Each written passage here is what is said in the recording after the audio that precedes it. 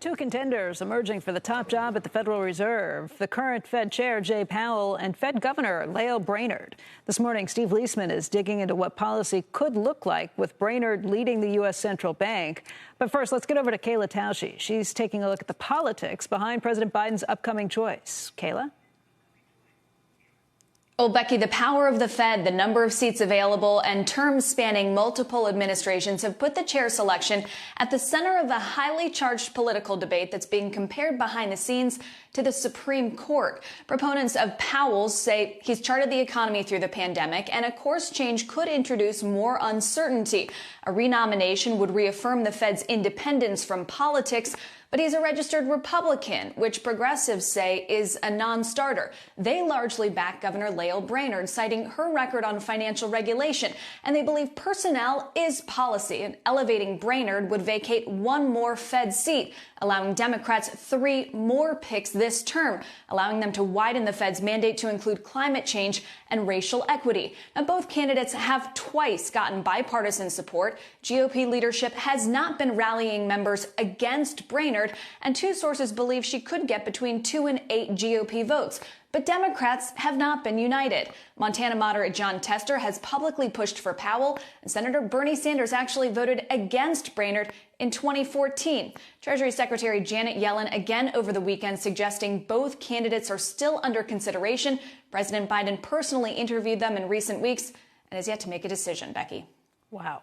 A lot to dig through with that. But, Kayla, while you're here, I want to ask you about tonight's virtual summit between President Biden and Chinese President Xi Jinping. This is a big deal. What can you tell us about how things are shaping up? Well, Becky, we can tell you that the White House is trying to manage expectations for what, if anything, could be achieved during this video conference, as they're describing it. A senior administration official says that the conversation is expected to last several hours into the evening, but there are no deliverables expected. The President Biden initiated the request for this video conference simply to manage the relationship between the two countries and make sure that their competition does not lead to confrontation. President Biden is expected to raise concerns about China's behavior on the world stage, some of its economic and human rights practices. We'll see what, if anything, Beijing wants to get out of the conversation, Becky. Kayla, thank you very much.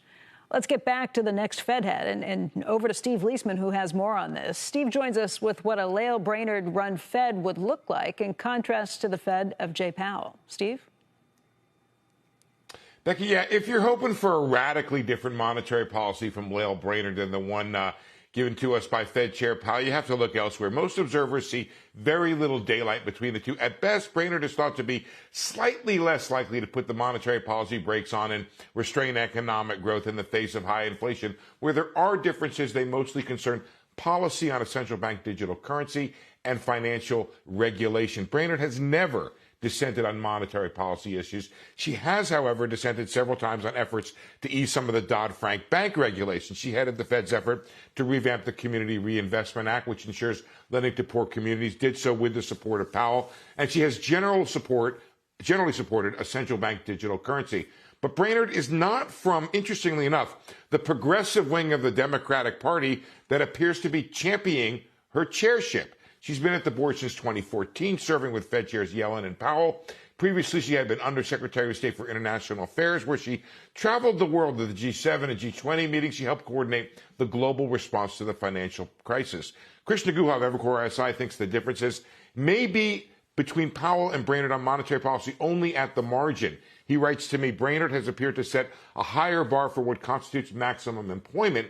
As maximum employment is a condition for liftoff, a Brainard Fed might hold on a bit longer for a bit more labor market progress before starting to hike. That could be true. It's also true that a chair has to steward an 18-person committee looking for minimal dissent and take responsibility for inflation and employment outcomes. So Brainard as chair, Becky, could be different from Brainard as governor.